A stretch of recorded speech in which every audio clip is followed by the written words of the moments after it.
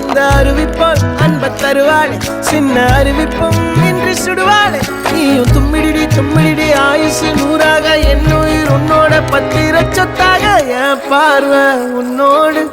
உன் பொம்மை கண்ணோடு பேசாமல் விண்ணோடு